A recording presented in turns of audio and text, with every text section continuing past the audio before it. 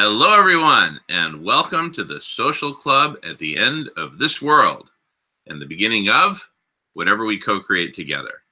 I'm Jamin Shively, and I'm happy to be joined by a number of beautiful, wonderful colleagues and friends. And so we're going to start with some personal updates, and then we'll get into agenda. We'll start with my sister, Hurricane Victoria, out in Oklahoma. How you doing there, Victoria? Hello, greetings from Oklahoma. Things are good. No tornado warnings this week, I'm glad to say. So I won't be leaving and going to the storm shelter. It's a beautiful day here, and I just continue as far as an update. I'm finding much more reasons, openings, opportunities to have conversations with people about the climate, doing what I can. I look at it as what can I do today? And if that's feed the birds, the squirrels, or whatever I can do. I love the letter writing because that's something you can do in a short amount of time. I'm the kind that I won't agonize over it after a certain point, but things are going along. So looking forward to hearing what else is going on with you all since you've been traveling. All right, beautiful. Sweetie? Hi, everyone. Mm-hmm. It's good to be back on the Social Club. Jamin and I got back from our long trip. For me, it was Mexico and California. We actually Ubered it from the airport because the plane was delayed and we missed the shuttle. It was super late, and it actually turned out to be cheaper than taking the shuttle, which is awesome. But we didn't have a ride up the hill. So Jamin turned to me and said, "Hey, Mel, why don't you walk around the ferry and see if you know anybody we can hitch a lift with?" And I was kind of skeptical at first, but I did. I walked around the ferry, and voila, there was a friend of mine sitting in his van. His name is John, so I want to thank him. And he literally lives right across the street from my studio, which is where we were going to go to pick up my truck. So we got a lift with all our baggage and our bodies to the studio. Thank you. So serendipity, how marvelous. Thank you. All right, beautiful. Thank you, sweetheart. Okay, Adam, you ready for an update, buddy?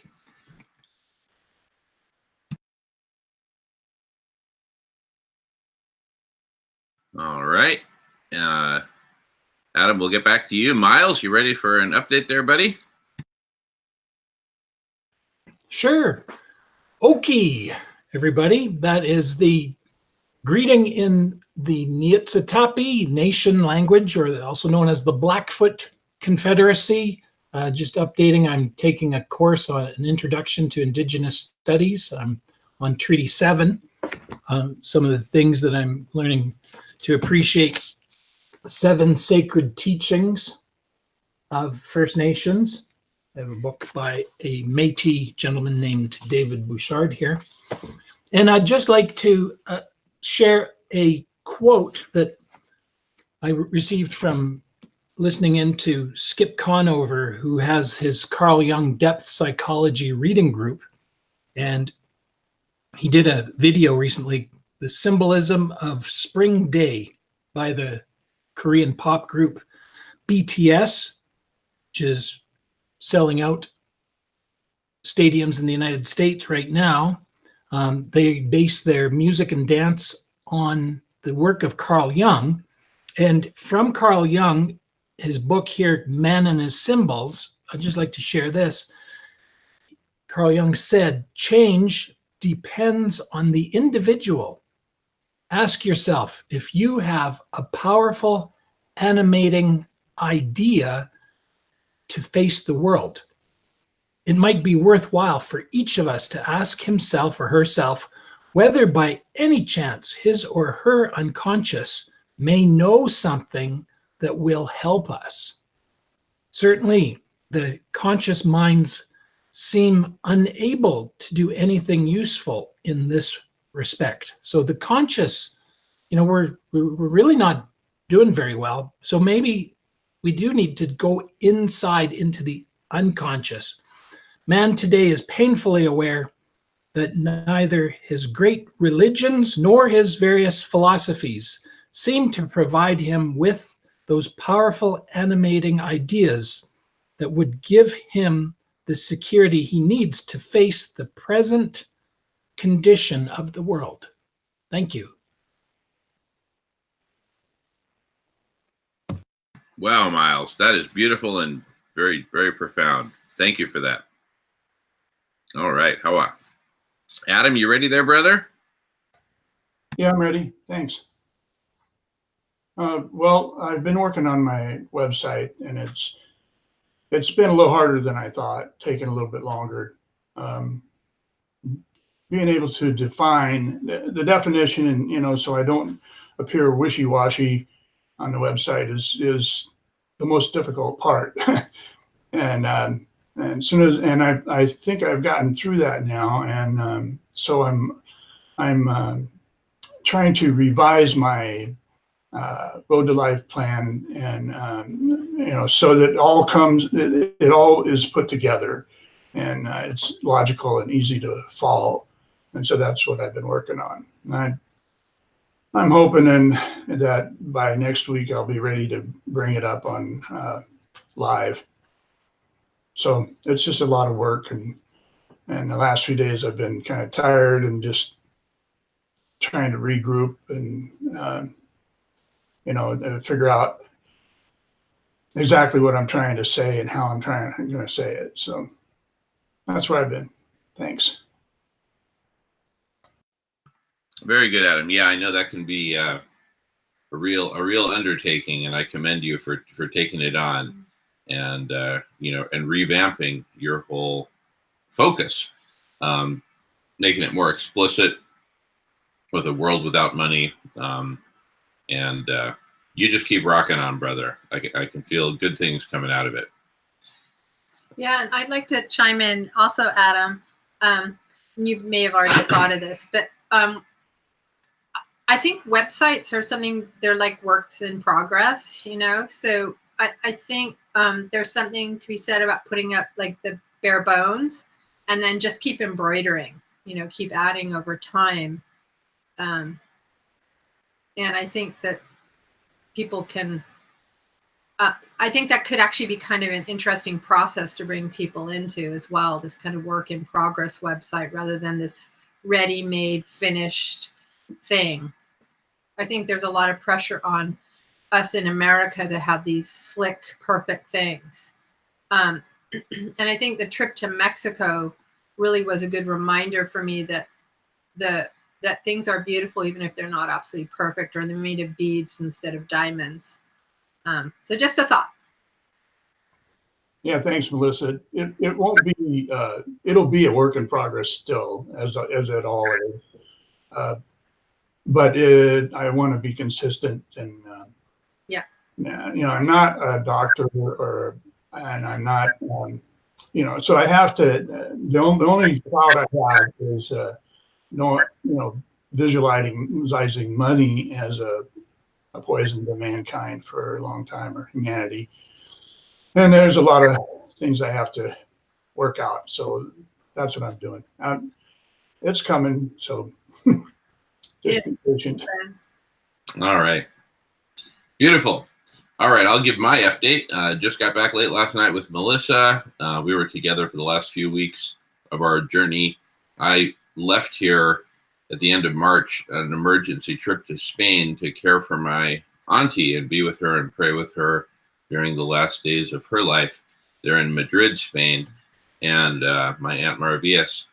And then from there went to visit with relatives in the Southeast where I hadn't been since 1983 after spending a full year there, my freshman year of high school. Of extremely formative time for me. And that was really wonderful, reconnecting and being with relatives, and started the Laudato Si campaign there with Michael, who flew up from Argentina. We were going to start that in Argentina.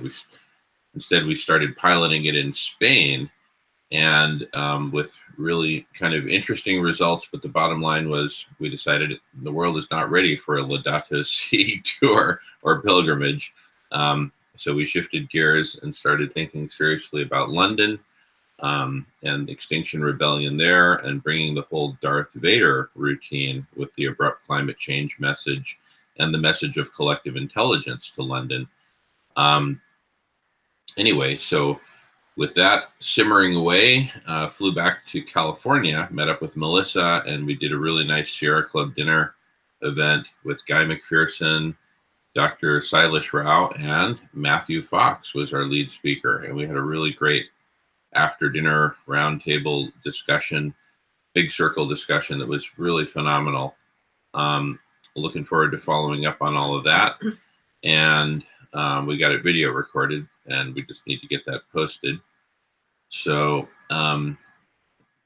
get it edited and posted. Anyway, from there, went to Mexico for some family time with Melissa and daughter Alice and Alice's boyfriend Enzo and their family in Veracruz.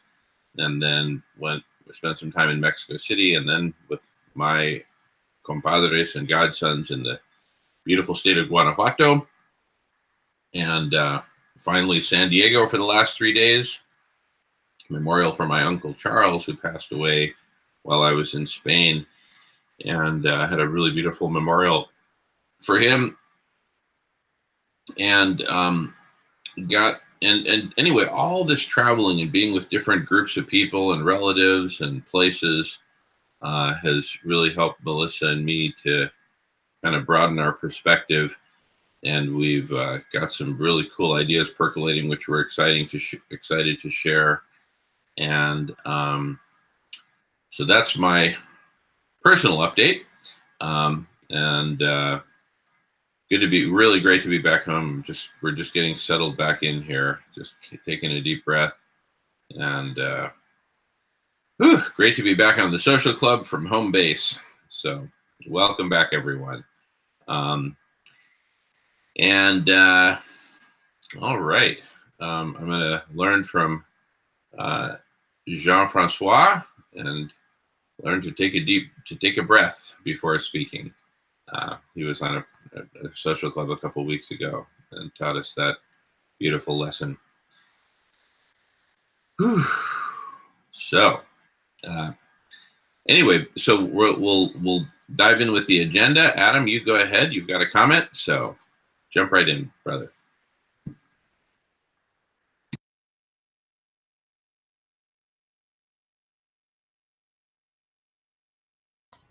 I'm sorry. I was just going to tell you about a book that I've been listening to.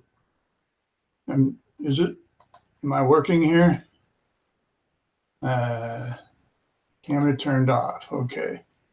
Can you hear me? I mean, I'm still having issues on my camera, so we can hear you just fine. We can hear you just fine. No, I can't hear you. I'm gonna not talk right now because something's not working with my equipment here. Huh. Okay. Interesting. Okay. All right. Well, let's. You can hear me, but I can't hear you. Yeah, we can hear you. Miles, Victoria, can you hear Jamin? Okay, now I can hear you. Okay. I can hear everybody. Okay, great. Okay, thanks, Victoria. Now it says my camera's turned on. I don't know. No, now we can see and hear you. Okay. Anyway, I've been reading this book called Sapiens by Yuval Noah Harari. And I'm not showing it because I got it on an audio book, and so I've been listening to it. And one of the things that prompted me to read this book is my website. I was talking a lot about ancient civilizations and giving my own ideas, and I'm not an expert in it, but so I was advised to read this book, and it's an excellent, really an excellent read. President Obama read it, and a bunch of famous people have read it. And so I read it, and I don't really see very much conflict between what Harari is saying in there and what I'm saying. And I mean, anyway, I don't see very much conflict, and I think we're both on the same page. But it's an excellent book. I recommend it to anybody who wants to read it. And that's Sapiens. That's all I wanted to say. Thanks.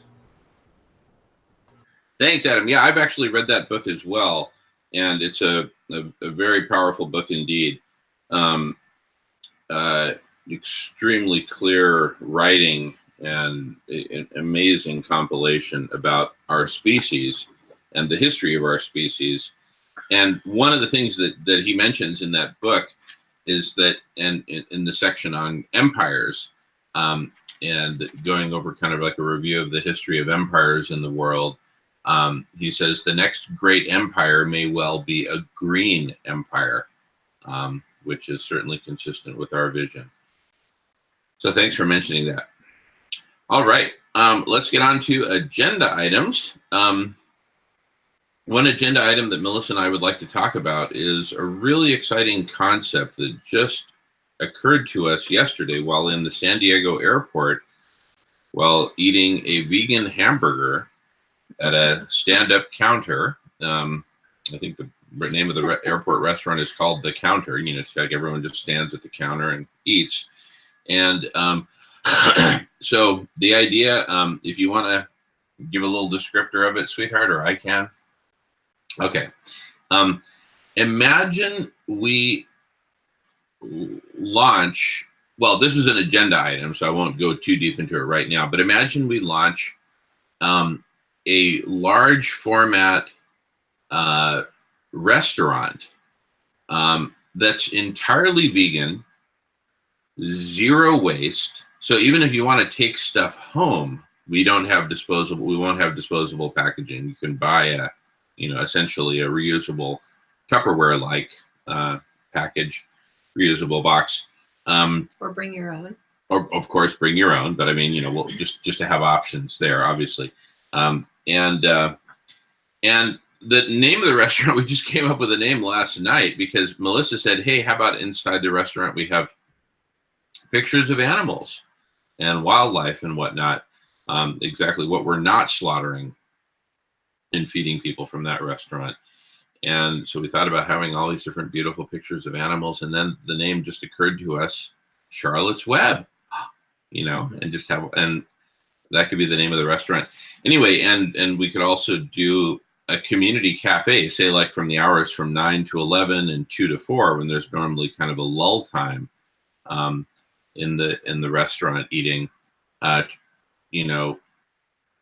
it into a community cafe for those hours where everyone can eat for whatever amount of money they choose to pay. And of course, there's lots of homeless in Seattle and therefore malnutrition. Anyway, what a beautiful way to feed the community and create a community center centered around veganism. And that would just be a magnet essentially for people like us who get it and see that the world is in deep trouble and that we need big solutions. And this would be a big solution that would model and live these beautiful principles of conservation and nonviolence and sustainability, and therefore become like a community center for people to have these conversations and, in fact, collective intelligence. So that's one agenda item we can dive into. Another is a thought that I had for radical collective intelligence, in addition to creating this space like we've been creating here and in other video conferences centered around Radish, what about simply essentially creating like a Google, just as an analogy, of all the conversations that are already happening. The conversations are all around us. They're already happening. All the YouTube videos, broadcasts, podcasts, articles, those are conversations of sorts, interviews, even books. Those are TED Talks, et cetera, et cetera. And, and the Google metaphor would be like, instead of like a search engine, it would be a connection engine. And so we create connections between all these conversations that are already happening, rather than saying, "Hey, people, have a conversation." Well, we're already having conversations. So create that loom where we use the threads that are already out there, rather than asking people to kind of create some new thread in some new format. like on Radish or whatever. So anyway, that's another agenda item. Any other agenda items people would like to put forth? And we're gonna prioritize Victoria since she has to go fairly soon. Yeah, go ahead, sweetie. I just was curious. I know you spoke with us a couple of weeks ago about Radish. Wondering if there's any updates on that, Jamin, that you could share. Yeah. So, all right. Well, we can start with that. Any other agenda items that anyone would like? I think that your topic for today would be a great one for me to spend what time I have, because I think I'm totally convinced that Dr. Rao is on the correct path. And so, yeah, restaurants, so could you add sort of as a subtitle or heading into the agenda, could instead of reinventing or trying to establish restaurants, could we actually begin with, not that that's not a great idea to pursue, but what about how could we approach existing restaurants and say, you have this restaurant, would you consider changing to vegan? Would you consider everything we're talking about today? And that way we're like one step ahead. Then the other sub item would be, and can we involve people to be the ones that will create the produce that will go to these restaurants? Like everybody who has a backyard could turn it into the concept that Dr. Rao said of the edible forest, and creating edible forests in our cities. Beautiful. Thank you, Miles. Duly noted, and we'll definitely cover those in the vegan restaurant topic. So first, for Victoria, let me give an update on Radish. So the development of the platform has kind of been creeping along at a very slow pace, and in fact, with all the travel and then focus on the Laudato Si and the Laudato Si pilgrimage, and then London, we kind of let it slip a little bit. Then a couple weeks ago, I had a really good meeting with Shelley and Jan, who were on the social club about 3 weeks ago, I believe, 3 or 4, and we talked about the platform that they're developing, not so much a tech platform, but a way of transforming governance and creating expert councils and things like that. And they've got a lot of really, really good stuff under development there. So we're exploring essentially joining forces and enriching the Radish platform with what they've got going on in togetherincreation.org is, if I've got it right, one of their websites. Let me just verify that in a moment here. Let's see here. Yeah, togetherincreation.org is one of theirs, and I think they've got links to others from there. So we're basically looking at kind of a new vision for Radish that's enriched and enhanced, and also what I commented on, which would be a kind of a third agenda item for today, on essentially being a connector for existing conversations. That's part of this kind of a new vision for Radish. And the bigger picture there is that we are seriously considering heading to London at some point, maybe midsummer, maybe late summer, maybe as late as early fall, to not so much join Extinction Rebellion, but ride the waves that are being generated in London of all the interest and passion around extinction and preventing extinction and halting extinction. And it's sort of like London has sort of become the world capital of facing this planetary crisis. And So going there with Darth Vader, with the big signage, and with our message about collective intelligence and this new updated platform that we're working on, and recruiting people to participate, and just developing collective intelligence, starting centered there in London, and also getting the world's attention. Welcome, Uncle Frank. Hey, welcome. Great to see you. All right. So we're just in the middle of a topic here, giving an update on Radish, and so that's the big picture, kind of focusing on the platform, but reinvigorating it and redefining it, so that we can then bring it to the world, perhaps bringing it to the world in London as a starting point. So anyway, any questions or comments on that first topic? Thanks, Damon. That makes total sense. Thanks. Yeah, you're welcome. Thank you. Thanks, Victoria. All right. I'd like to say something about the veganism. Yeah. Part. So I'm almost vegan. I'm not eating meat. I'm not eating eggs. Very limited cheese, and occasionally a bit of milk in my tea. That's it. And I have noticed a huge difference in my own well-being. And my knee, which I could hardly walk with, is completely healed.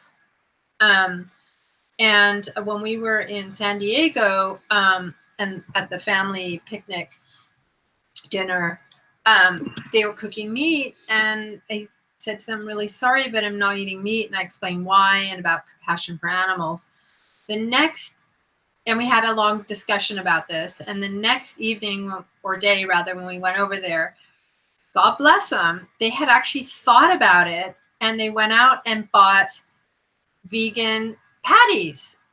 So I found this really encouraging, and I think more and more people are waking up. And this is a beautiful American family. Well, actually, his wife is from Cuba. No, Chile. Chile.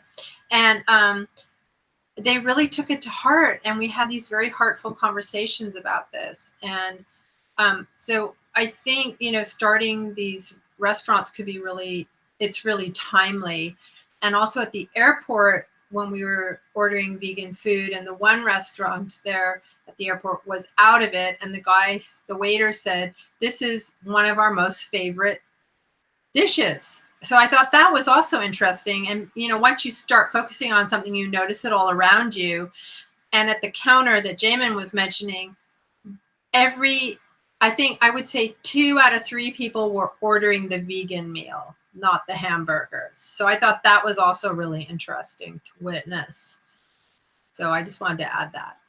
And I'll jump in and add that the company Beyond Meat did an initial public offering last week, and it was in Bloomberg reported as reminiscent of the tech era when technology stocks would launch, because they zoomed up to a $4 billion, that's with a B, dollar market capitalization.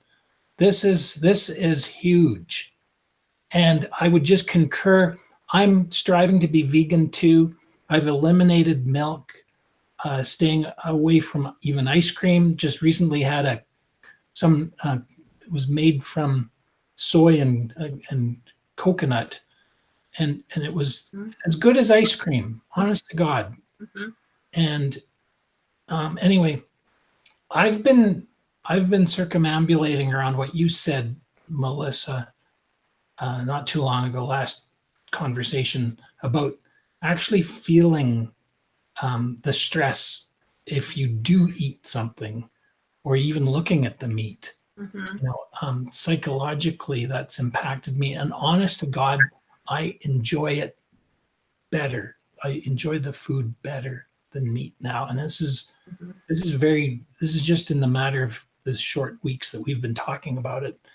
And one thing I'm thinking about it, something to convey or communicate to restaurant owners who might be willing to convert to vegan offerings and go vegan, whole vegan, is that it must be considerably less expensive to run a restaurant that's vegan, because when you think about it, you wouldn't want me in the kitchen because I'd have to learn so much about food safety when it comes around handling meat. My wife would say, yeah, you don't want Miles running the kitchen because she's always on how. Let's make a note of that. Keep Miles out of it. But anyway, I just thought, how much less expensive would it be to run a vegan restaurant? Anyway, thank you. Yeah, that's right. And when I was working at the preschools, because I worked in the kitchen, I made them food for the kids. We didn't have meat, so it's a lot simpler. The food handling is a lot simpler. You don't have to keep things as cold because vegetables don't need to be kept as cold and as meat. And then I'm just also thinking of another thing. We went to a rancho in Mexico of Jamin's family, and of course they have livestock. They do have, I think there are goats, sheep, cows, and bulls, and a donkey and chickens. And they toured me around, and of course, I'm talking to all the animals, and I'm like, "Oh, hi, honey," and they're all like looking at me like she's really nuts. And I'm talking to all the animals, and then I ask them, "Well, what's the name of your donkey?" And she goes, "Well, Burro." And I'm like, "Oh, he doesn't have a name." And so I just felt like, through these conversations that we have with our relatives, our friends, even strangers, we really can kindle this new awareness that animals are sentient beings, that we don't need to eat them. I think they were kind of also amazed when they kept saying, "Well, do you want some steak or do you want some chicken?" I'm like, "No, I'm just eating vegetables." And again, God bless them.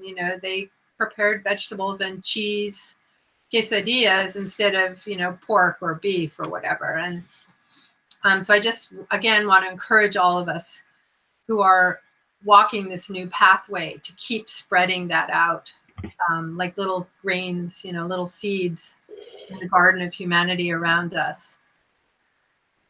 Melissa, I'd jump in there. Being a pescatarian 31 years, and I started drinking almond milk when it first came out. So other than when I'm out in a restaurant every now and then, and all they have is half and half, but I bet I don't eat fish now, maybe once a month at most. But what's exciting for me is in Oklahoma, where anything vegetarian on the menu, and like I say, I've been 31 years now, there's actually a new ice cream store, and they have 2 vegan choices.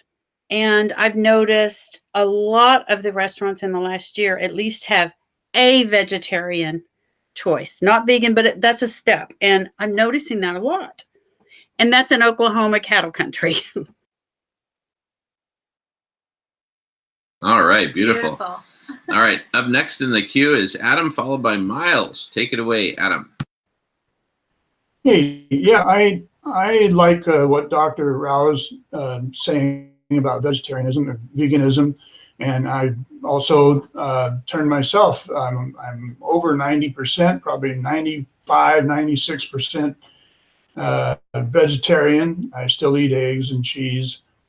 What I see though is that Dr. Rao says no meat whatsoever, cut and dry. That's what people that jump on that bandwagon seem to be saying is it's either all or nothing. And I don't think that's the way to get the majority of people to come on board. I think we need to have more of an acceptable attitude that something, it's not 100%. I would rather get 90% of all the people to join rather than 25 or 30% of the people, to join 100%. I'd rather have 90% join and 90 or 95% reduction. That would be a lot more effective. So I like what he's saying, and I think that he has a good plan there. I mean, if the world did go vegan or vegetarian, he's saying that we could have a surplus of food. And I think food, after the collapse comes, food is going to be the main thing that we have to, that we'll be considering. But there's also a lot of other things that need to be considered. And while his plan may be one of the most important, if we don't take these other things into consideration, it's not going to matter. So that's why I think that this platform is so important, because it gives us a place for people to come together and give all their ideas and let all the ideas come together and be digested and assimilated, just like I explained before, like building a set of plans for a skyscraper. You build the whole vision first in a set of plans, and then we'll have something to follow. So anyway, that's what I'm thinking. Thanks. Yeah, Adam, I just wanted to say something just to kind of redirect a little bit on what you were saying. So Silas doesn't say it's all not eating meat or nothing. Actually, he understands that it takes time to become vegan. You can't just withdraw necessarily right away off of everything. So I've spoken with him at quite a lot of length, and it's kind of like being in Alcoholics Anonymous, where you have a sponsor to help you become vegan. So I just wanted to say that because that's really important. We don't have to beat ourselves up. You know, I think it's better for millions of us to give up something rather than everything, rather than just a few of us becoming completely vegan. So just, yeah. Very good. Beautiful. All right. Up next is Miles, followed by Jamin. Take it away, Miles. Yeah, I just wanted to add, this Beyond Meat company launching and zooming up to this $4 billion market capitalization. I'm not against people making money. And if you got a great idea, like all the power to you and make your money. However, we really should strive to get a real diverse sourcing of these vegetarian products for our own food security, and not let just like there's actually big meat companies, meat packing companies like Maple Leaf, which is a big Canadian pork and beef company. They make all kinds of sandwich meats. They announced going into creating vegetable burgers and such. So goodbye to Victoria there. So anyway, for food security, let's not just let these huge corporations take over the market. And this is where, if we could actually involve everybody, as many people as possible, to be involved in creating the food forest that Dr. Rao talks about, getting everybody in there, growing stuff, it would be fantastic. I wanted to make that point. The other thing too is, we don't want to shame people into becoming vegan. It'll sell itself. It already is. And something that has occurred to me, given my studies of First Nations here in Canada, and my, becoming more aware of the injustice that we've perpetrated, the settlers, against the Indigenous people to live their lives in their self-determination, is that under the treaties that we have, like Treaty 7, the government of Canada committed to maintaining the First Nations right to hunt and fish. Well, if we don't maintain Mother Earth, we are also violating that treaty commitment to allow First Nations to hunt and fish. So I'm willing to pledge to strive as best I can to be vegan, to assist in the creation of the edible forest, such that there will be more animals for the First Peoples, if they so desire, to hunt and fish. And what I want to make a very strong point about is that they always respected the spirit and the soul of any animal they took, and they used all of the animal. and they considered it a very sacred event to take the life of any creature, which is totally not what we're doing. There's a member of parliament in Australia. If you haven't seen it, look it up. His name is Andy. Oh gosh, I'll look it up. But anyway, it is just a scathing condemnation of industrial animal agriculture, and it's tough to listen to, but we don't know half or even a fraction of what's going on in the industry. So anyway, thank you. Yeah. Thank you, Miles. That's beautiful. And then I just, following on what you're saying, wanted to share these with you guys. So on Whidbey Island, we have an organic farm school, and they gave out all these seeds for free: calendula, pea, magnolia, arugula, and lettuce. And I got these at a talk just before going to Mexico. Not a talk, excuse me, a little fair that they had on the island about climate change and how we can live differently. So, I think this could be part of the vegan program where people can actually get seeds for free and plant their own gardens. There could be courses in gardening and tending to the land and how to restore the land back to its natural state. We've been away for a month and a half, and of course the lawn out back hasn't been mowed, and it's really healthy. It's like mother just took it back. And the insects are happy and the birds are happy and everybody else who lives in there. Thank you. Beautiful. All righty. Well, up next is Jamin, followed by Adam. Take it away, Jamin. Where did he go? Don't mind if I do. All right. So really great comments, everyone. I also want to mention that we are on the land of the Coast Salish First Nations peoples here in Western Washington, and honored to be a guest here. I want to echo what Miles said, that we certainly don't need to shame people for not being vegan. I think take a much more positive route. And in that very spirit, Melissa and I went to two totally vegan restaurants in Berkeley, California, when we were there a few weeks ago.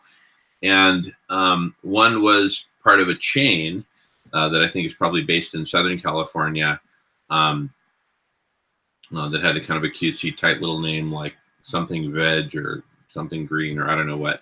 And the other one is a homegrown Berkeley, one-of-a-kind place called the Butcher's Son. And that first one, the Butcher's Son, there was just this amazing energy about the place, and really amazing. And you're eating there and looking around and seeing all these other vegans, and it's just like this go vegan place. And I think that's kind of the angle to take is, why tell them when you can show them? Just give them an example of a vegan restaurant that they can go to and eat and say, wow, you can eat delicious, nutritious foods that's all vegan and experience this wonderful energy. So that's kind of that was also a big part of our inspiration for creating a completely vegan community center. And speaking of community, think about how much of culture revolves around food. And Melissa and I have been reading the books by Daniel Quinn centered around Ishmael and the story of Bee. And there they talk about how so much of our culture is centered around food and how we handle food, and that food is put under lock and key, and that essentially enslaves us all in our modern culture. So creating a whole new culture around food, eliminating the violence, and also making nutritious food a basic human right through the community cafe elements of it, where you can imagine that from the hours of 9 to 11 and 2 to 4, it becomes kind of a high volume food service. Grab a tray. Again, nothing disposable, and everything washed, ceramic plates, stainless silverware, and just feed people high volume style during those 4 hours of the day as community cafe, and the rest of the time, run it as a normal vegan restaurant, and really create this new culture around veganism, around nonviolence, around sharing, and around collective intelligence, because we could have talks there, meetings, community meetings, screenings of films like Cowspiracy and many of the great films that we've been mentioning here, and just really turn it into this community center. And this maps to what Miles was commenting about, this $4 billion IPO of Beyond Meat. There is tremendous demand for this, pent-up demand, and creating kind of this model restaurant that can then be franchised, right? And at a minimum, set an example for other restaurants. I think this can do a lot to really forward the movement. So, and again, with animal portraits there, good information on the wall. Melissa even had the idea of having sort of like, collective intelligence booths where people can plug into, video conferences that are ongoing, such as this one. So when we have the social club, we can have a little section of the restaurant that's, sectioned off for that, for people to participate in these conversations. So anyway, well, I actually was thinking not booths, but how at the airport they have like a bar where people plug in their phones and their computers to recharge. I was thinking more like sort of a counter with computers where people could be parts of conversations. Yeah, but actually visible. But maybe have plexiglass so that there's a sound barrier from the rest of the restaurant, which can be kind of noisy. Hopefully is noisy. All right, very good. Up next, I believe, is Adam. Let me just verify that. Indeed. All right, take it away, Adam. Hi. I like the platform idea, and I hope that you're not letting that go, and because we know that the collapse is coming. I mean, we're getting multiple warnings, and the Arctic will be melted this year. We already see the temperatures going up like crazy. So when it happens, food is going to be one of the primary things that we're going to be concerned with. And what we don't, right now, a lot of people are just saying, well, it's overwhelming. We're just giving up. But we don't consider the things that we do, the possibilities we do have. For instance, if the collapse comes, and say it doesn't come from an environmental reason. Let's say it just comes because Wall Street collapses. Okay, so does that mean we have to enter Armageddon? That the end of the world has to come just because Wall Street collapses? Well, there might be other things that we can do.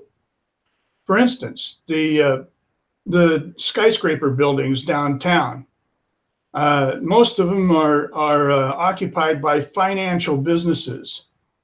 If money doesn't exist, those buildings, there's 2 walls on each one of those buildings that can be turned into vertical gardens. I mean, there's a tremendous amount of food that we could grow in that respect if we just pre-planned for it. And we need a place to make these plans. That's why the platform is so important.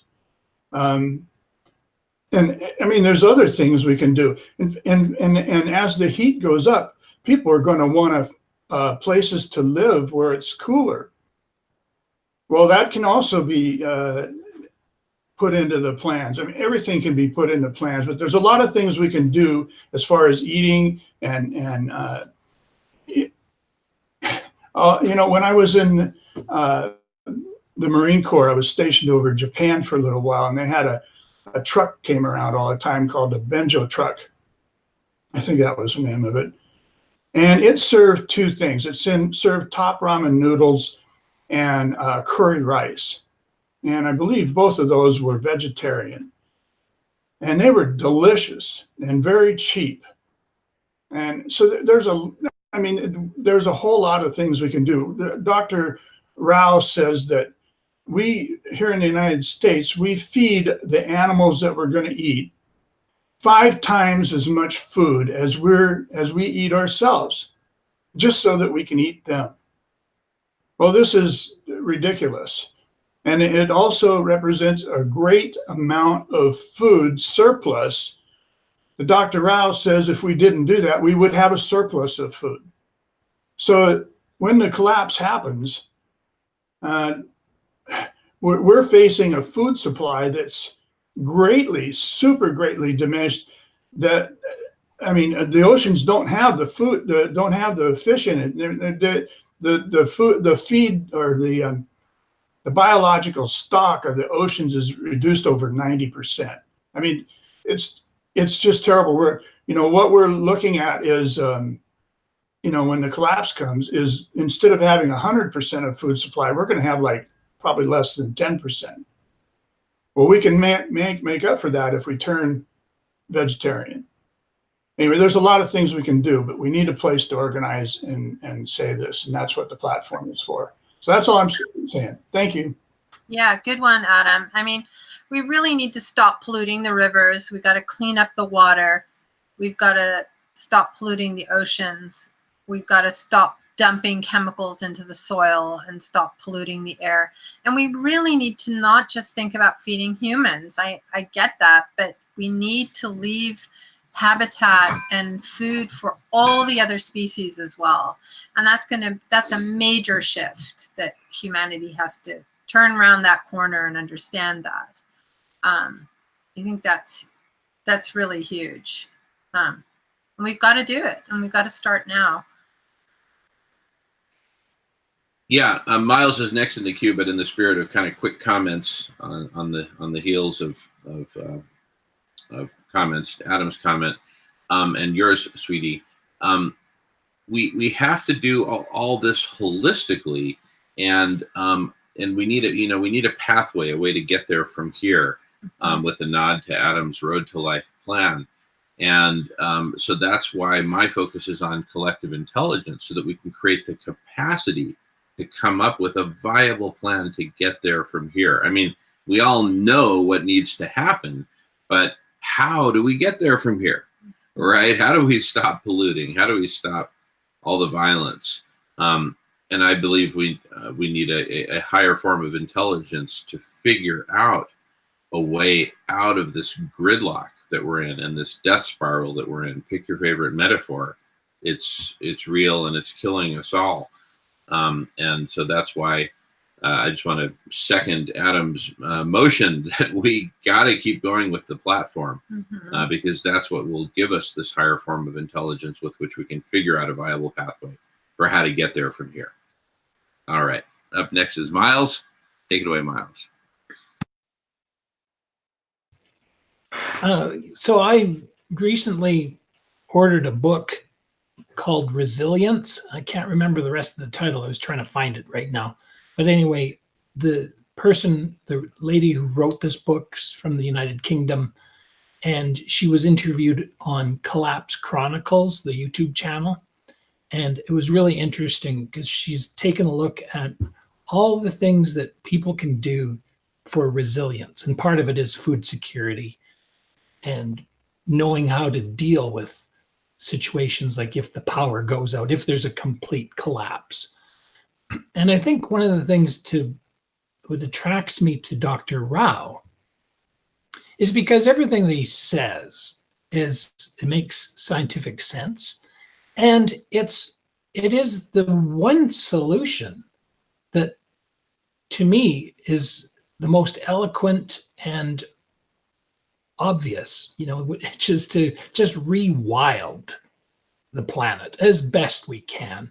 And it's like, okay, folks, wherever you are, and insofar as how hopeless things are, I'm pretty much convinced to say, yeah, we are in hospice as a planet, and it does not look good. But as I said in a previous social club, if you look up studies, indeed, there is a small percentage of people who go into hospice because they've got cancer or some other condition, and they actually get rehabilitated. They actually are cured enough or improve enough that they leave hospice and die later.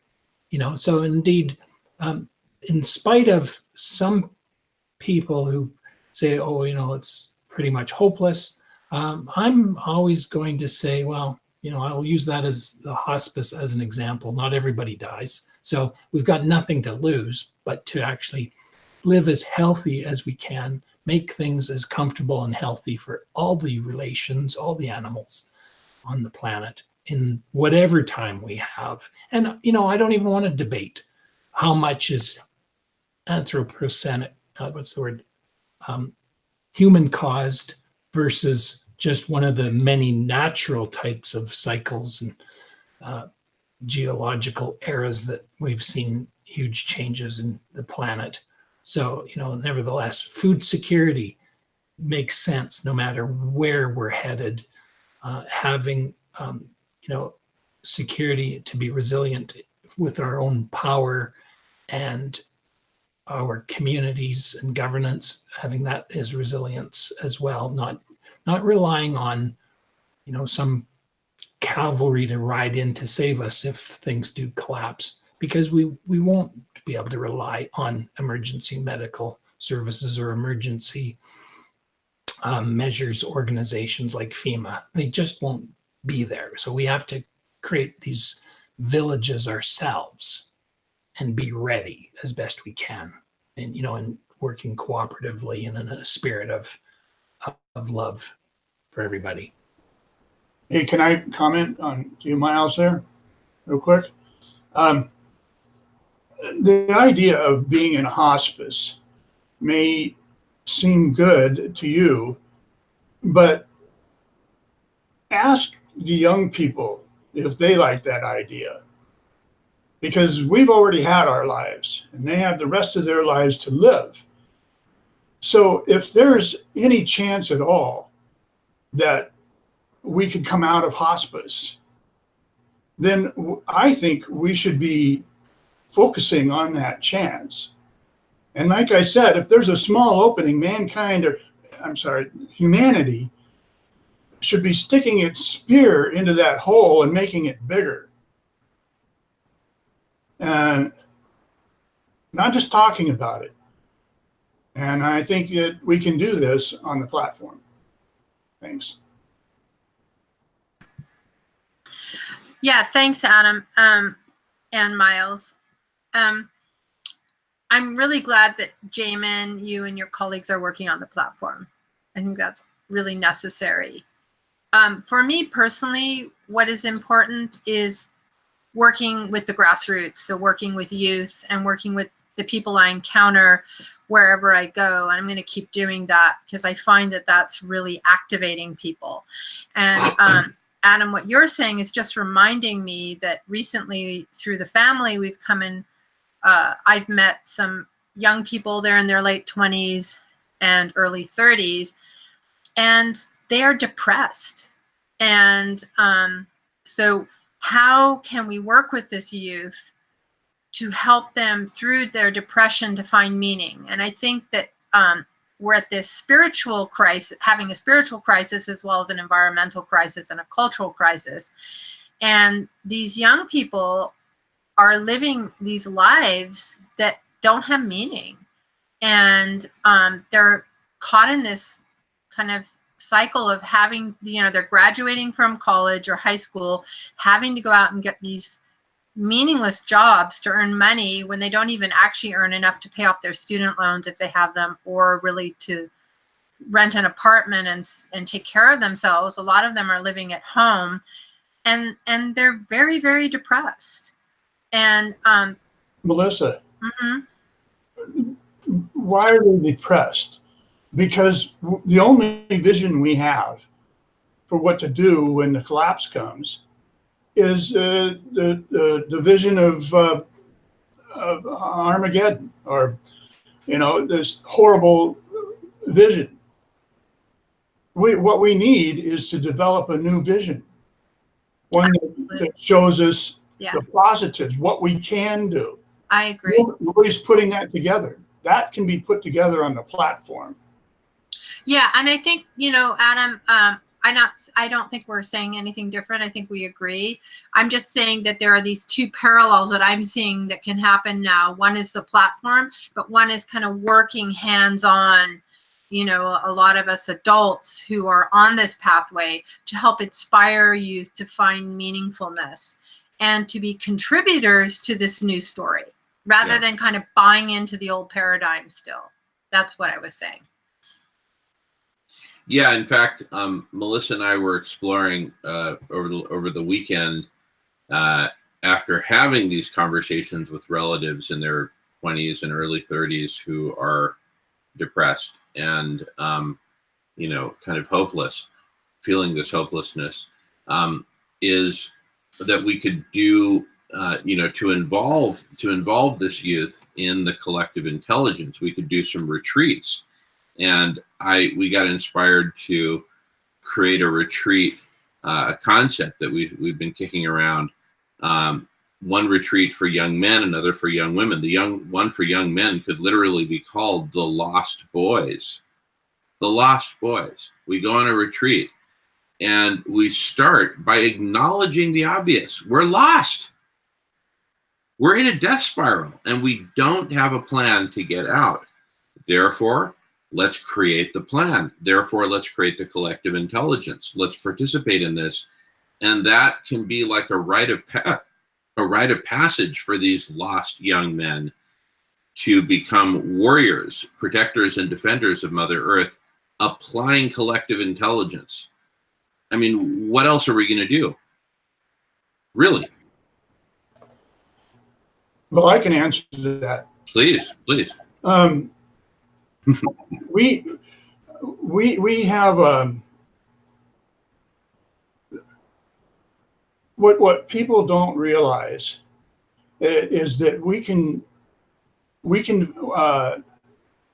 have a vision. We can plan our way out without it affecting real life today.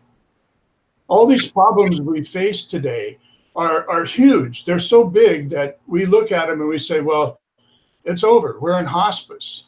And so our young people are getting freaked out and they're agreeing with us and we're in hospice. So they don't have any hope. But we can build a plan that will give us hope without affecting the real world that we live in. And we do that by building it in the digital world on a platform. And that's why I said it's like building a skyscraper. You have to build it in the digital world before even one shovel is put in the ground. So we can do this, and this platform that I'm talking about that you're trying to build, Jamin, is the place that'll bring us hope, because then everybody it'll be all put together, and we'll start to see the vision of it. And then it becomes a process of attraction because it's an attractive place for people. People want to come and help. So I think it's really critical that we get this thing going. And that's where I'm coming from on my website too. Beautiful. Well, since no one's in the queue right now, we can just keep bouncing it around. I'll just jump in and say, Adam, I agree with what you just said. I'm just what I was saying is I'm hearing people talk about hospice, and sometimes I think, okay, maybe it is that bad, but I totally agree that it is better to just talk like Dr. Rao does, and that is he's mapped out a solution insofar as the science behind what we need to do.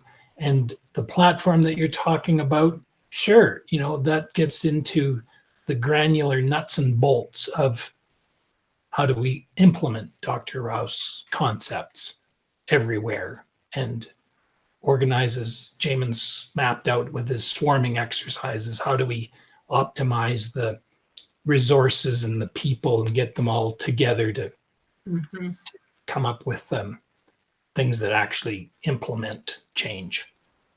Well, let me ask you a question, Jamin. You're the expert on artificial intelligence. I mean, and so, and this platform idea is your idea, and so far I've heard you talk about using this radical collective intelligence where you track conversations.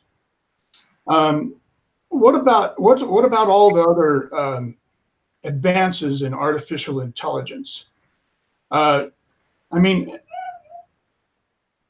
have you thought about how to build a platform without just using your ability to track conversations, but using all kinds of forms of computer control on this platform?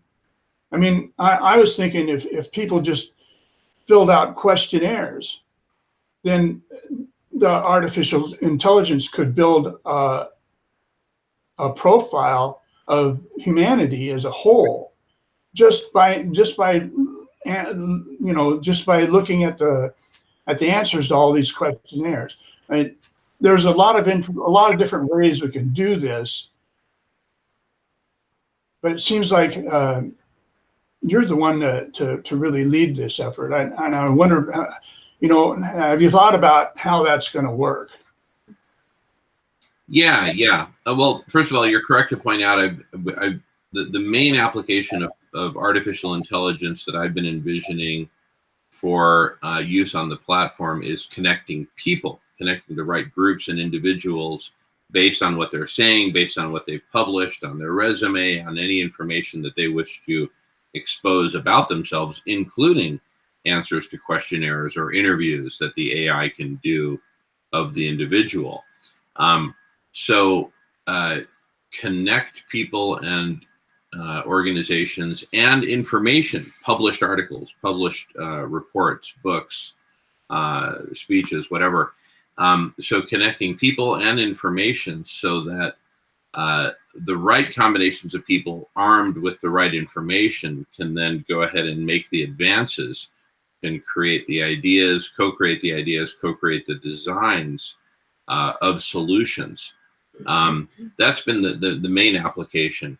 Now, other applications of AI can involve the modeling, which is a later phase after ideation, design, modeling, and optimization. Certainly optimization, major opportunity for AI to be deployed there. In the modeling, I've done a lot of computer modeling myself, so I'm familiar with humans doing modeling. I don't know so much about AI doing modeling, although I'm sure there's a lot of good applications out there for that. I'm just not too familiar. But AI can be certainly applied across the board to all the stages of radical collective intelligence. And where we're at right now is we need more great minds, AI related and natural language processing related, etc., to join together and help build the platform. That's kind of where we're at right now, so that we can make this vision of a radical collective intelligence platform a reality and really start co-creating all the solutions that we need at a sufficient pace, because right now we're just being heavily outgunned by the inertia and the exponential destruction of Mother Earth and life on Earth, and we need an effective response. And so for me, it's always a balance between, do I sit here at home and work on the platform versus do I get out in the world and recruit people to help work on the platform and help staff the platform, help use the platform for the co-creation of solutions. So that's an ongoing challenge. I don't know if I've answered your questions. Adam, feel free to jump in. Go ahead. Mm-hmm. Well, to me, it seems like, and you know, forgive me for saying this, but it seems to me that your efforts, you're the expert. I mean, you're the Dr. AI. I mean, you've looked at this platform probably more than most people, anybody has. And once we build it, I think all the help that we'll need will come. And one of the things I'm putting out on my website is those of us who are here now that are watching this program right now, that will watch this program. We are the people that are in the know. We know about abrupt climate change. We know about, you know, the global dimming effect, nuclear radiation. We know all about this stuff. And we are all it would take to get this website going, to get a platform going. So if it's used correctly, I mean, if it's built right, we can create a vision that we can go, that because right now we're depressed because we don't have any vision for the future. We don't have anything to tell us what to do when the collapse comes. So our only vision is of the Holocaust. So we need a new one, and to start this, we can do it on the platform. It doesn't even have to use artificial intelligence to begin with. It doesn't even have to. The artificial intelligence will be used mostly and to answer the questions we don't have answers to. You know, like, what do we do about the global dimming effect? How do we resolve it? Are there any other things we can do to refreeze the Arctic? What do we have to do? You know, these questions can be answered by the artificial intelligence, which would be, you know, millions of times smarter than us in a matter of days. Well, I have a radically different view, Adam, which is that it's actually going to take humanity working together to come up with the solutions. I don't believe that AI is at a point now where it can simply come up with these solutions on its own. Now, in the modeling and optimization part, I'll ask you to go on mute because I'm getting some echo, Adam. Thank you. In the modeling and optimization part of the RCI platform, whatever solutions humans come up with and humans design, groups of the appropriate groups of humans, which is the part we're kind of most focused on right now. How do we get humans together to co-create solutions and plug them into the model, right?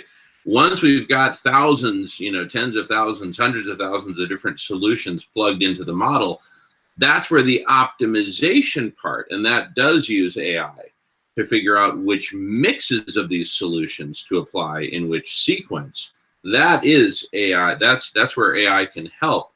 But we've had this conversation over and over and over again, and I don't know what's missing to help us kind of get out of this infinite loop. Is it humans who are going to come up with the solutions, or AI that can come up with the solutions? To my knowledge, AI is far less creative, far less smart than humans in terms of creating solutions. AI is very effective at, once you've got, you know, say thousands, millions of different solutions plugged into a model, AI can then run optimization algorithms to, or we can run optimization algorithms using AI to find the appropriate mix of solutions and sequential application of solutions. That's where AI can really help. But in terms of coming up with the solutions, if you know of some AI technologies that are actually creative enough and smart enough to come up with solutions, please communicate those to us. But if you don't know of any and you're just kind of assuming that AI can be smart enough to do that, I think you might be mistaken. I'd love to see actual evidence rather than just the conjecture, the supposition that AI can actually generate solutions on its own. There is certainly the potential for AI to evolve to become smarter than humans. But that's widely considered to be years, if not decades, off into the future that AI can become that smart. We can certainly contribute to the development of AI to get there, but paradoxically, it's collective human intelligence that actually creates AI and that evolves AI to higher levels of intelligence. Anyway, I'd love to hear your thoughts on that, Adam. Well, I'm not saying that that the AI would work alone. I agree that humanity would have to work with AI, but you are the expert on that, and you know, I see you doing things like trying to go on a pilgrimage and you know, community cafes, and now opening up a new restaurant. And to me, your expertise would be better focused on the platform. That's just my opinion. And I love you, man. Thanks, Adam. And just to be really, really clear, the main reason I engage in these other activities to recruit people is precisely so that we can recruit a critical mass of people to help build the platform, to help recruit a critical mass of experts in AI, in computer modeling, in collective intelligence, in all the different information and communication technologies that we need to cobble together to build the platform. So my ultimate focus is on the platform. Please don't have any mistake about that. Without the platform, I think we're, you know, up a river without a paddle. The platform is our paddle for steering us to where we need to go. But we need to actually get the platform built. That's kind of the big crux of the matter. And I will be hunkering down and focusing on that. I do need help, and we are in the process of figuring out how to get us that help. But sometimes I do and work on these kind of public initiatives to get attention drawn to the urgent need of building the platform. For the work we did on the Microsoft campus was intended to recruit the technology sector to join with us to build the platform. I can't build it on my own. I need help. So anyway, I hope that answers. I think our campaign at the Microsoft campus may not have been wasted, because if you notice, Microsoft has now entered or is exploring at least a program, a platform like we're talking about. So maybe what we did, maybe we got through to them more than we think. I agree with you. Our time there was certainly not wasted. I think it's definitely having impact. I'm not aware of this platform. What's this platform that you're mentioning that they're investing in? I will have to look that up and get back to you on that. Our mutual friend, who I won't mention his name, but he sent a link, and I'll have to look it up again. But I believe it's about them researching, opening up a place for people to come together and submit their ideas and plans for how to save the world. We don't have any place that we can go. Everybody, you know, a lot of people have really good ideas, but we don't have any place to put them. We don't have any place to put those ideas and have them evaluated. And that's what we need. Whether you get it started or somebody else, it doesn't matter. Somebody needs to get it started. So that's what I'm working on my platform or my website, because nobody else is doing it. So we need somebody to get it started. Once we get it started, then people will start coming. Yeah. Yeah, I'm in total agreement. We need that place. We need that forum. And we need the platform to make it efficient and effective for people to connect and co-create the solutions that we need. We urgently need this higher form of intelligence, this radical collective intelligence. Sorry, I'd take a little break there. good stuff, you guys. I just was overhearing. And Jamin, what do you need from all of us? Like, how can we support this work, this important work that you're doing? And Adam, that is awesome news about Microsoft. I love it. I mean, there you go. That's exactly what we've all been talking about this actions that we take leading to inspiration for others to take action. And I use that vehicle or method all the time. You know, I take my own work to inspire others to do something similar that's on a higher, more meaningful, and a higher, more meaningful way of contributing to being solutions, not just looking for them, but actually enacting this new way of being in the world. So that's really awesome. If we were, you know, part of that influence, then it was, you know, really well worth having spent that month in the heat and the rain together doing what we did. But just back to this question to you, Jamin, like, how can we, you know, help you? You know, what is it that you need help with for to build the platform and to get it out there in the public domain? Yeah. Well, one thing we need are developers, computer architects, and programmers to help design and build the platform. That's one thing that we need. We need expertise like Dr. Sailesh Rao, who pointed out when we were together in California about progressive web apps, for example, a kind of meta platform for building the platform. So we need more input on that nature and kind of expert consulting advice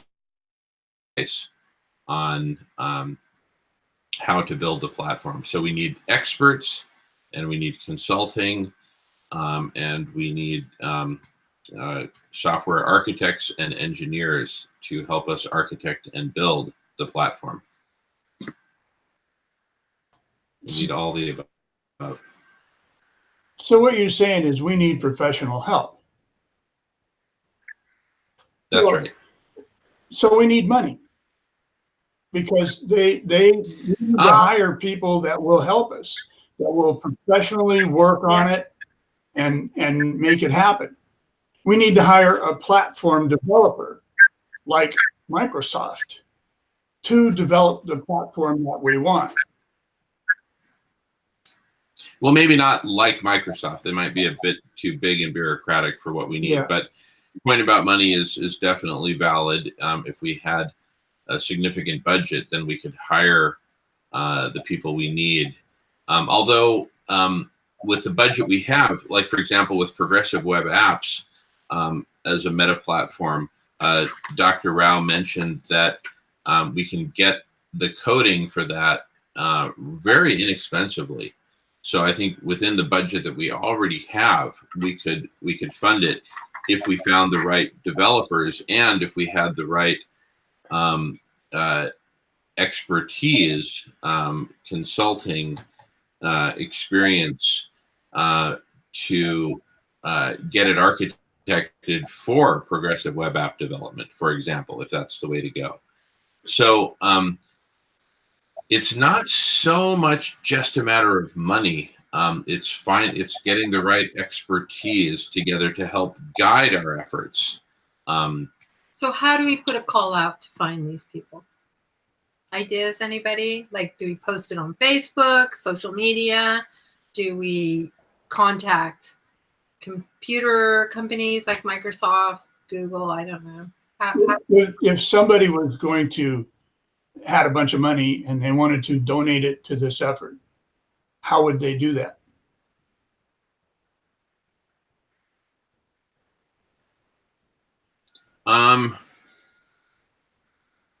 So let me address your comment first, Melissa. So how do we get the word out? See, we need expert help. I think Dr. Rao is one person we can reach out to. and work with him on this. And he will probably know other people we can reach out to.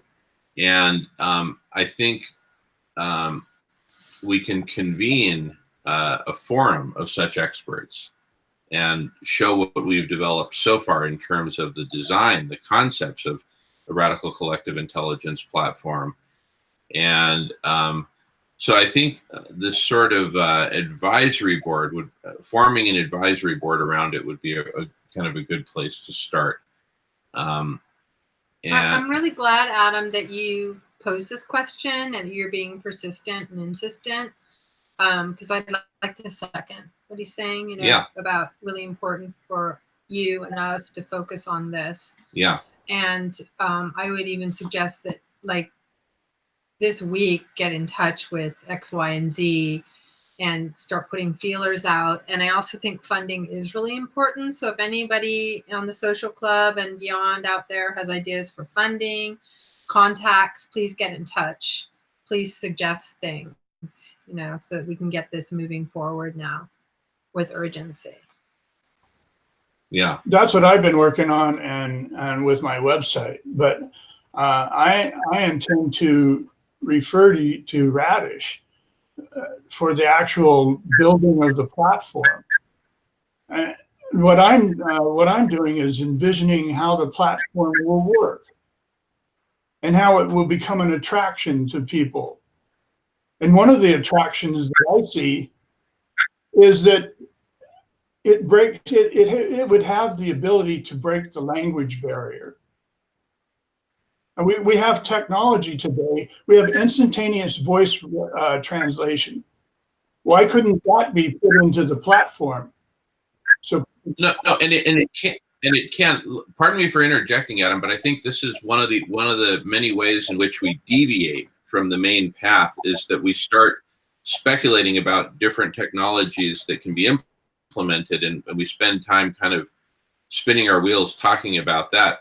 There's a long list of things that could be implemented in the platform. So what I'm saying is, let's focus on what you and Melissa were talking about a few minutes ago. What do we need to actually get it done?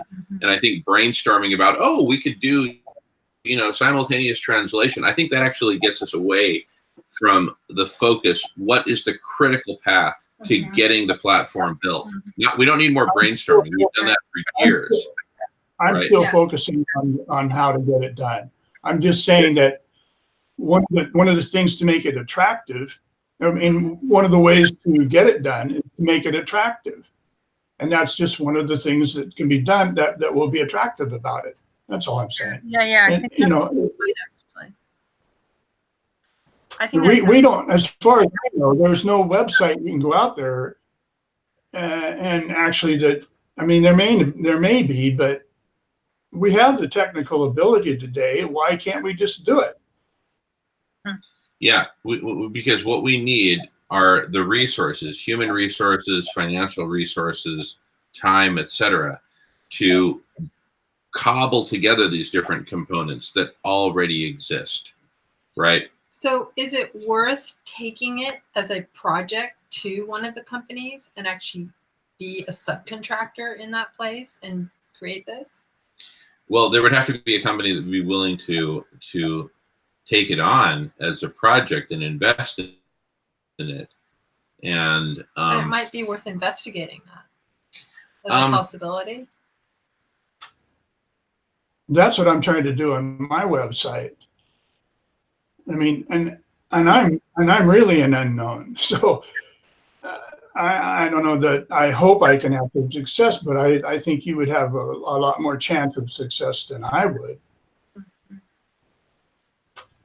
Yeah, and until you've tried something you don't know, like, for example, I put in a grant, thank you Whidbey Island Arts Council, to fund the salmon project. I had no attachment to the outcome, and I actually won a grant to build these salmon. So that's really awesome. And had I not applied, then I wouldn't have known or received it. You know, that's like, if you don't apply, you can't get a yes. Well, like I said, we those of us who are watching this broadcast, right now and will watch it are those of us who are in the know. The rest of the world is, as far as I'm concerned, they're too poisoned by money to even be able to think of these concepts. But there are enough of us who are in the know that we can join, we can get this platform, we can build the vision for the way out without their help. Then when the collapse comes, we'll have it, it'll be ready, because when the collapse comes, what they're going to say is they're going to say, well, they're going to look for a way out. So when they start looking for a way out, they're going to find this platform on the website. And they're going to say, okay, well, this is a way out. Let's go there. And then that attractive place will bring other people there. But in the meantime, those of us who are in the know, we can start getting this platform built. And what this is it's a place for humanity to come together and talk. So I can talk to somebody in China in a different language and learn that person's feelings and thoughts about the environment, about what's going on. And in this way, what happens is it's like I said, you have a set of plans, and this set of plans is empty. And all it is a bunch of different divisions.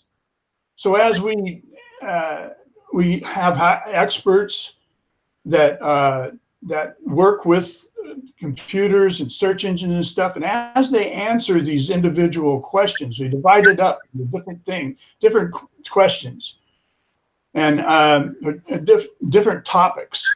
And as we answer these details, then they get put into the answer gets put into the plans. And as each page of the plans gets filled up, then pretty soon the plans get filled in so much that they're starting to look like a vision. Then we're starting to get the idea for it. Now we have less things to answer. In this way, this way we build our vision for the way out. Then instead of having only a vision for the Holocaust, now we've got a vision for how to get out of this mess. Yeah, that's the goal. We need to have a vision. We need to have a plan, and to get there, we need to have a platform with which we can build the vision and build the plan. That sums it up. I just want to come back though to this conversation that we were having with you, Adam, about your website. And I would say this also applies to the platform. If you think about a site like Facebook or Instagram, right? I'm sure they weren't perfect when they launched those. I mean, I don't remember Facebook when they first launched it. I probably wasn't part of it. But, it's built and built and built and built up into this huge thing where many, I'm sure millions of people participate in that. And so I think that in a way, that site of Radish just needs to be somehow taken to a certain level and then launched so that people can also start co-creating it with you and your team. And it doesn't have to be perfect. It can be a work in progress, but I also agree with what Adam is saying is it has to be attractive somehow. And I think what's interesting about it, as opposed to say like Facebook, is that it's participatory and people are coming together to create a new story that's meaningful and that's healing and that's going to take care of, life on Earth. Whereas Facebook is more, well, we know what Facebook is. And recently a friend of mine posted on Facebook that she's kind of signing out of Facebook because she's having to take care of an elder and she sees how active people are and she's gotten depressed because she's not making her art and blah, blah, blah. So it gives this false sense of happiness. And I think the interesting thing about Radish, it's a co-creative platform. And so that's uplifting. You don't have to talk about your own personal work necessarily, or your cat. You're actually co-creating with this community to find solutions that are meaningful, that affect you. Can I just jump in? Yeah, go ahead, Mike. Yeah, I think Melissa's onto something there. How did Facebook start? It was just some simple concept of sharing with people at university to talk about issues of mutual concern on the campus is what little I know about it. So is there a niche that your Radish could attend to right now? Because, you already have some interesting things going there, like cards where the conversation cards stack up. And, maybe you just say to people, for a small monthly fee, like people, contribute to Patreon accounts for all sorts of people in YouTube land.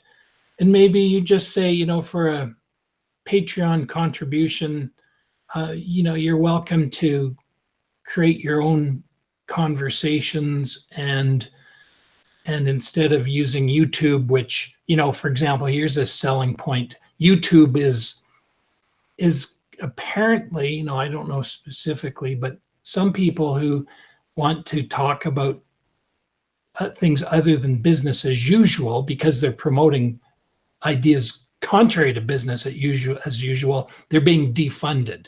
So even if you just said, we are going to be an alternate to YouTube for you to have your conversations, because I am one of these people that believes that we have to give time and space to ideas, even if they are unsettling to our current paradigm, right?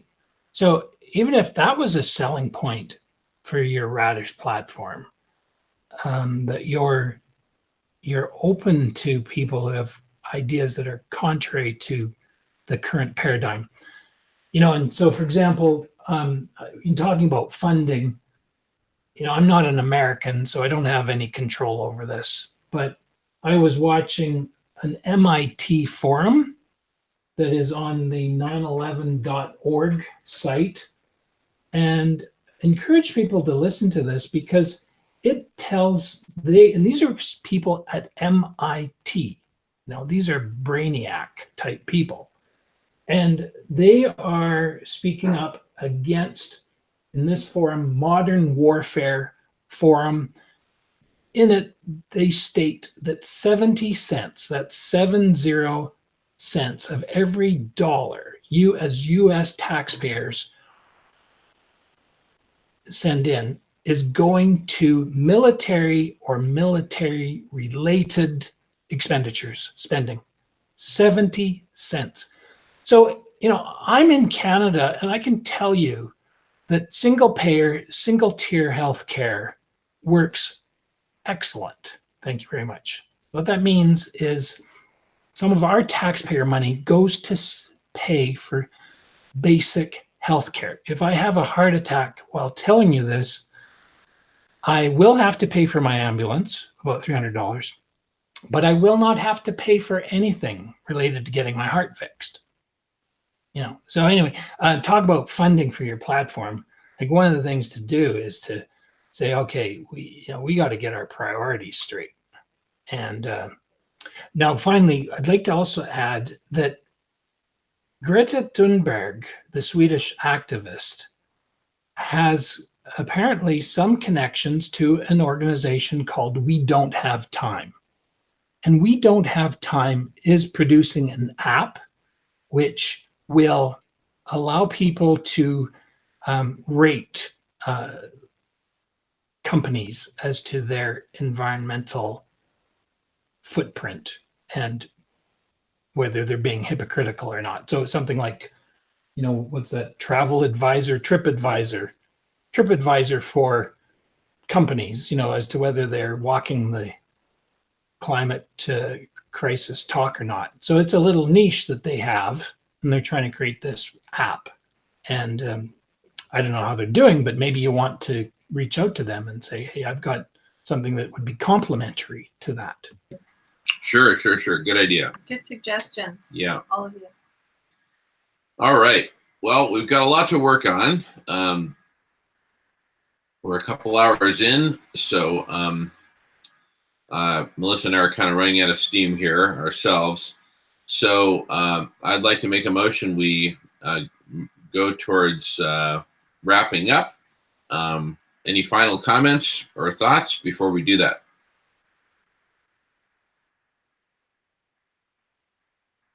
Yeah, I agree. Kind of wrap up. Sorry if I went on a tirade there, but No, not at all, Miles. Not at all. Not at all. I don't want to project, like, I don't want to say that we're better than you up here, but, because No, it was if we super. didn't have gun control, we'd be shooting people as much as you guys do. We're no better. We just thankfully got more of our guns locked up. We just didn't get a lot of sleep last night because we got in so late. Yeah. That's all. And I really appreciate both your comments and Adam's comments. I think they're super helpful. And I want to suggest that we just, as a team, all of us, just keep kind of investigating, brainstorming, researching, and then next time we meet, maybe some of us or one of us or more will have some ideas, suggestions. This is kind of cross-pollination is really important and effective. Yeah, totally. So thank you guys so much Yes. for feedback. It's all awesome. Thank you. Awesome stuff. All right. Very good. Any last comments before we close out for the day? Adam, any comments there from the folks who've been submitting comments? Well, let me make one comment about money. Yeah. We are focused, especially here in America, we focus too much on money. That's why we have the healthcare system we have, and 70% of our tax dollars is going towards the military, the industrial complex, because we're focused on money so much. We've got a middleman in there called the insurance company for our health care, and it doesn't even need to be there at all. And so my input on the platform will be that we need to get money out of the way in order to develop the vision that we need. Because the people in the future, what we're designing, what this platform is really for, is for what I see, is not for us. It's for the people, it's for our children. It's for the people of the future. What are they we're designing for how they are going to have to live. Mm-hmm. They're going to have way less food than us. They're going to have a whole lot more heat to deal with. So they're going to want to have to figure out how to live in basements and garages and things like that where there's coolness. And we don't have anything planned for them. And if they have to worry about our focus, which is on money, forget it. They're not going to be able to survive. They're going to have a whole different world, and that's what we have to plan for. Yep. Yeah. Absolutely. And one of the things these young people were saying is, well, we can't really do anything because we need to make money. Yeah. Everyone was like, and these are 15-year-olds, some of them. They're already thinking about, well, what could I do to make money? Well, that's why I brought up the hunter-gatherers, because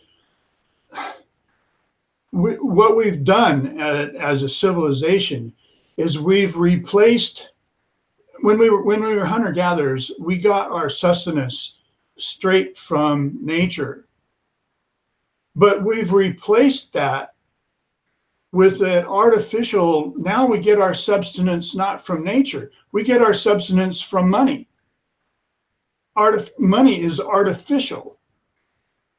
So we do everything for money instead of to really live off of nature. And it creates a proxy environment that lets us eat animals, for example, without even one thought about the life that's given. It allows us to destroy our planet without even thinking about it. Mm-hmm. Yeah. So I just wanted to add that. And Yep. Yeah. No, we need to radically transform our entire modality from a modality of hoarding an individual private property with money as the currency to a whole new modality of healing. And I think it's going to require a profound spiritual transformation that I think will have to be collective. It's not just the individual transforming within a crazy world. We need to transform the entire world. And for that, we need a vastly higher form of intelligence. For that, we need the platform. And for that, we need to figure out how to get it built quickly. And that, I think, sums it up quite well. Yeah. All right. All right. So, Great. Great hanging out with you guys. Yeah, great seeing you. Great seeing you all, and look forward to the next one. So in the meantime, we'll be in touch by email and through other media. Take care. Love to all. Thanks so much. Adam, Miles, Everyone watching. Victoria, Uncle Frank, and everyone who's watching and commenting. Look forward to seeing y'all next time. Take care, everyone. See ya. See you soon.